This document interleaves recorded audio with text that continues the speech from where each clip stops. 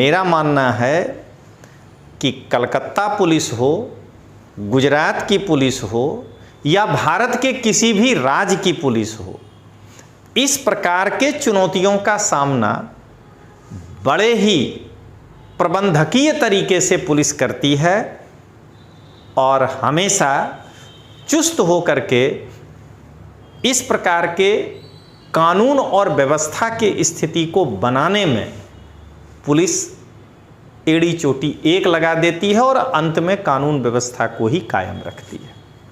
आज मैं जो कुछ भी कहूँगा उसमें ना तो कलकत्ता पुलिस की आलोचना है, ना ही गुजरात पुलिस की आलोचना है।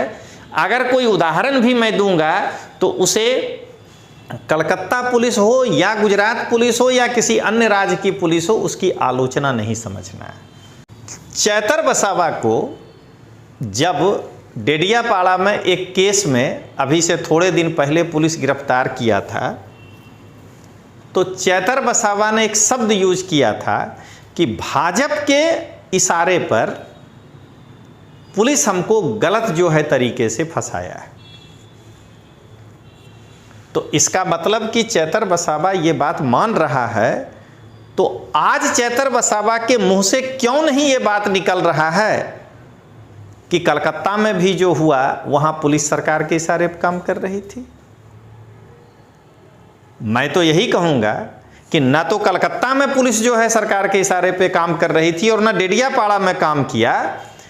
पुलिस हमेशा कानून और व्यवस्था बनाने के लिए जो भी आवश्यक कदम उठाना होता है वो कदम उठाया। अगर आज ईसूदान गढ़वी के पास इतनी सी सत्ता है कि उसके इशारे पर किसी व्यक्ति का एक टीवी चैनल में पद लिखा जा सकता है, तो अगर ईसूदान इतनी छोटी सी बात में हेराफेरी कर रहा है कि आम आदमी पार्टी के राजू करपड़ा को कृषि विशेषज्ञ बता करके चर्चा में बुलाता है, तो जरा ये सोचिए कि ये आदमी अगर मुख्यमंत्री बन जाए, हालांकि वो दिवा स्वप्न है, तो ये क्या करेगा। मैं ये प्रसंग बस ले लिया हूं। गोपाल इटालिया के बारे में तो हम कुछ कहने नहीं चाहते।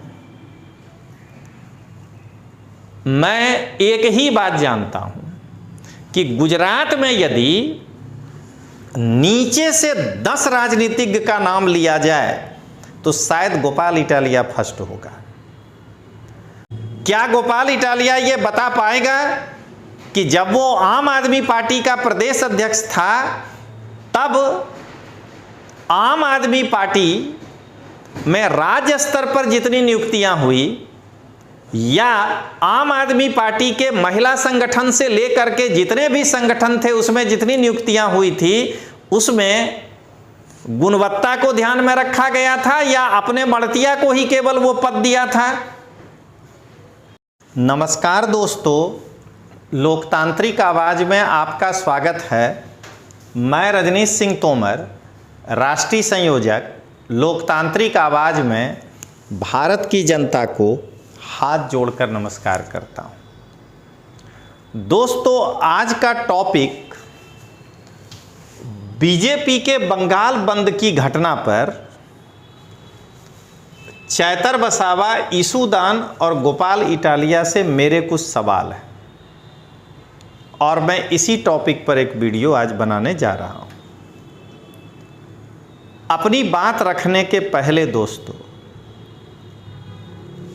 मैं इस बात को क्लियर कर दूं कि मेरा भारत के किसी भी राज्य के पुलिस या पुलिस व्यवस्था के प्रति क्या दृष्टिकोण है। दोस्तों, कई लोग पुलिस को और उनके सिस्टम को केवल नकारात्मक रूप से ही देखते हैं। हमारे खुद के परिवार में मेरे चाचा, कई लोग जो कि बिहार पुलिस में काम किए और रिटायर हो गए, तो हमने पुलिस को बहुत नज़दीक से भी देखा। केवल नकारात्मक तरीके से देखना ये एक अलग बात है। कभी पुलिस के कामों को सकारात्मक तरीके से भी देखिए। ये मेरी निजी राय है, हो सकता है कि आपका लोकतंत्र में मेरे राय के विरुद्ध भी हो सकता है, लेकिन मेरी राय यही है कि पुलिस को कितनी चुनौतियों का सामना करना पड़ता है, हम उसको नज़रअंदाज कर देते हैं। जैसे मैं 2 उदाहरण सिर्फ दे रहा हूं कि आज पश्चिम बंगाल में जो बंद का आयोजन किया गया, उसमें पुलिस बल के सामने कितनी संख्या में लोग खड़े थे, उनको नियंत्रण करना कलकत्ता पुलिस के लिए एक चुनौती जरूर रही होगी। और ठीक उसी प्रकार जब गुजरात में ये लोग आंदोलन करते हैं तो इनके भी समर्थकों को नियंत्रित करना गुजरात पुलिस के लिए भी एक चुनौती जरूर रहती होगी। और मेरा मानना है कि कलकत्ता पुलिस हो, गुजरात की पुलिस हो या भारत के किसी भी राज्य की पुलिस हो, इस प्रकार के चुनौतियों का सामना बड़े ही प्रबंधकीय तरीके से पुलिस करती है और हमेशा चुस्त होकर के इस प्रकार के कानून और व्यवस्था की स्थिति को बनाने में पुलिस एड़ी चोटी एक लगा देती है और अंत में कानून व्यवस्था को ही कायम रखती है। दोस्तों, मैं एक लाइन और बताऊंगा और फिर मैं आगे बढ़ूंगा कि हर एक राज्य में कहीं भी विपक्षी दल एक ही बात को लेकर के आपको चर्चा करेगा कि ये पुलिस तो सत्ता पक्ष के हाथों का खिलौना है। लेकिन मैं बार बार, और इसको मैं बड़ी स्पष्टता से बताता हूं कि पुलिस का पहला जो है प्राइम काम है कानून और व्यवस्था को बनाना। अब अगर सरकार का कोई भी धरना, रैली, प्रदर्शन है तो पुलिस को पता है कि जो पार्टी सत्ता में है उसके लोग बैरिकेड नहीं तोड़ेंगे, क्योंकि सरकार के पक्ष का वो है। तो वहाँ पुलिस का रोल अलग होता है किसी भी राज्य में। और अगर विपक्षी दल का होता है तो पुलिस को एक आशंका हमेशा रहती है कि कानून और व्यवस्था को जो है बहाल करना मेरी पहली जिम्मेदारी है, और इसलिए पुलिस जो है उस प्रकार से आपके सामने आती है। अब दोस्तों, मैं पुलिस के प्रति आपको दृष्टिकोण बता दिया। मैं अंत में एक बार फिर कहूँगा कि पुलिस में काम करने वाले कुछ चंद लोग हो सकता है कि कुछ उस प्रकार का काम कर दें जिससे पुलिस बदनाम हो जाती है, लेकिन जब आप बारिश में घर में होते हैं और पुलिस बाहर उस क्या कहते हैं बारिश में खड़े होकर के आपके लिए ट्रैफिक की व्यवस्था करती है, जब आप कोई पर्व त्यौहार में मना रहे होते हैं पर्व त्यौहार और पुलिस अपने परिवार को छोड़ करके आपकी रक्षा करती है, तो कभी सकारात्मक होकर के भी सोचिए। इसलिए आज मैं जो कुछ भी कहूँगा उसमें ना तो कलकत्ता पुलिस की आलोचना है, ना ही गुजरात पुलिस की आलोचना है। अगर कोई उदाहरण भी मैं दूंगा तो उसे कलकत्ता पुलिस हो या गुजरात पुलिस हो या किसी अन्य राज्य की पुलिस हो, उसकी आलोचना नहीं समझना है। अब दोस्तों, मैं इन्हें 3 भागों में बांटता हूँ। सबसे पहले चैतर वसावा पे हम लोग आते हैं। चैतर वसावा को जब डेडियापाड़ा में एक केस में अभी से थोड़े दिन पहले पुलिस गिरफ्तार किया था, तो चैतर वसावा ने एक शब्द यूज किया था कि भाजपा के इशारे पर पुलिस हमको गलत जो है तरीके से फंसाया है। तो इसका मतलब कि चैतर वसावा ये बात मान रहा है, तो आज चैतर वसावा के मुंह से क्यों नहीं ये बात निकल रहा है कि कलकत्ता में भी जो हुआ वहां पुलिस सरकार के इशारे पर काम कर रही थी। मैं तो यही कहूंगा कि ना तो कलकत्ता में पुलिस जो है सरकार के इशारे पे काम कर रही थी और ना डेडियापाड़ा में काम किया। पुलिस हमेशा कानून और व्यवस्था बनाने के लिए जो भी आवश्यक कदम उठाना होता है वो कदम उठाया। मैं चैतर वसावा से बार बार पूछना चाहता हूं और मैं जानता हूं कि वो एक बार भी जवाब देने की स्थिति में नहीं है। ना तो चैतर वसावा में ये नैतिक बल है कि वो रजनीश सिंह तोमर के सामने बैठ करके और वो जिन मुद्दों पे चर्चा करना चाहता है वो कर पाए, और ना ही चैतर वसावा में इतनी तर्क शक्ति है कि वो मेरे प्रश्नों का सामना कर सके। मैं अच्छी तरह से जानता हूं। चैतर वसावा का मैं एक और वाकया बता रहा हूं। आप पिछले 2 साल में देखिए कि चैतर वसावा हमेशा डेडियापाड़ा के लोगों को गुमराह करता है, और मैं इसी गुमराह के कारण उनके विरोध में वीडियो बनाता हूं। आप जरा ये सोचिए कि चैतर वसावा हमेशा सरकार के विरुद्ध में आकर के कि ये काम नहीं हुआ है, ये काम नहीं हुआ है, मैं मानता हूं कि काम हो नहीं भी हुआ होगा, ये जो आप बताते हो, तो मैं चैतर वसावा से ये पूछना चाहता हूं कि केवल गुजरात सरकार की गलती ही निकालते रहोगे 5 साल, या अपने भी 2 साल के काम का जो है कुछ बतलाओगे जनता को कि एमएलए फंड का उपयोग कहां किए और डेडियापाड़ा के विकास में एक एमएलए के रूप में कौन सी भूमिका निभाए हैं। तो इस कारण से मैं ये घटना को लिया कि चैतर वसावा इंडी अलायंस का होने के कारण आज नहीं बोल पाएंगे। मुझे याद है ईसूदान गढ़वी का एक वाक्य हमेशा होता था, जब जब भाजपा डरती है पुलिस को आगे करती है। क्या ईसूदान आज की घटना पर इस स्लोगन को दोबारा दोहराएगा बंगाल के परिप्रेक्ष्य में? आखिर ये दोहरा मानदंड क्यों? मैं ईसूदान से ये पूछना चाहता हूं कि जब भी आप आंदोलन कर रहे हो तो पुलिस जो है वो कानून और व्यवस्था को बनाने के लिए आपको एक सीमा के आगे तो नहीं ही जाने देगा ना। आप क्या चाहते हैं कि आपको निर्विघ्न रूप से जो है राज्य में जो भी करने का इच्छा हो वो करने दे दिया जाए? मैं एक वाकया बताता हूं।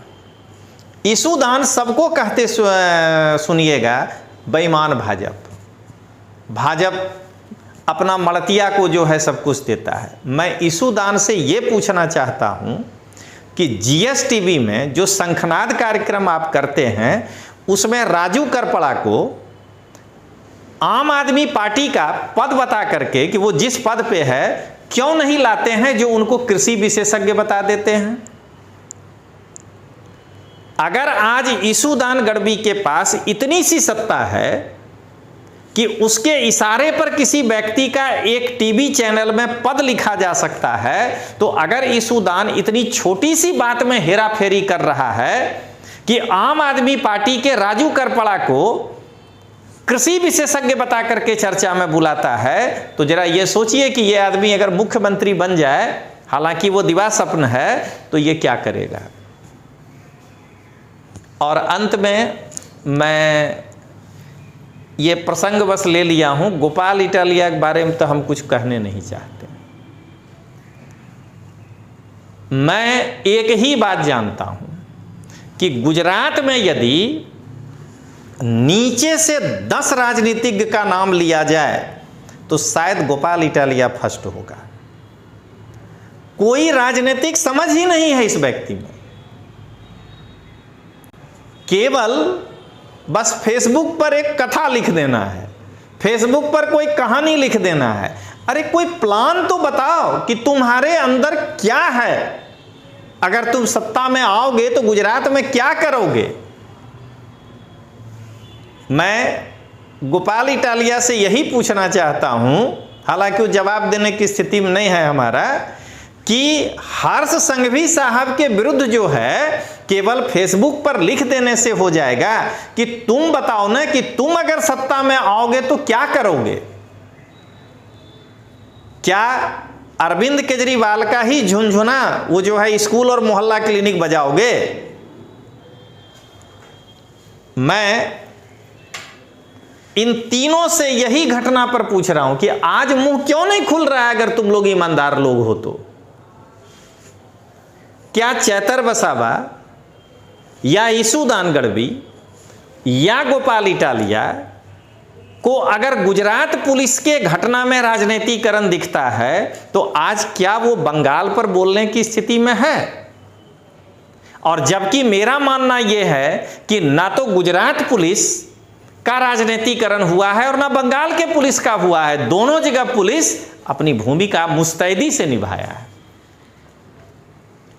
मैं गोपाल इटालिया से एक प्रश्न पूछ रहा हूं और अगर उसमें नैतिकता होगी तो वो जवाब जरूर देगा, और नहीं तो इग्नोर तो करता ही है, मुझे मालूम है। मेरा सब वीडियो गोपाल इटालिया देखता है, ये भी हम जानते हैं, लेकिन उसमें क्षमता ही नहीं है कि मेरे तर्क या मेरे जो है फैक्ट्स के सामने आकर के खड़ा भी हो पाए, बोलना तो दूर की बात है। पहले गोपाल इटालिया अपने 1 साल के आम आदमी पार्टी के प्रमुख के कार्यकाल में बताए कि जितनी भी नियुक्तियां हुई थी उसके कार्यकाल में क्या सभी नियुक्तियों का सम्मानजनक और योग्यता के आधार पर नियुक्ति हो पाया था। गोपाल इटालिया पहले यह बताए कि आम आदमी पार्टी का जितने दिन तक वो प्रदेश अध्यक्ष रहा, अहमदाबाद में जो मेन ऑफिस है आम आदमी पार्टी का, उसमें अपने चैम्बर में कितने दिन आकर के बैठा लोगों की, अपने पार्टी के कार्यकर्ताओं की समस्या सुनने के लिए।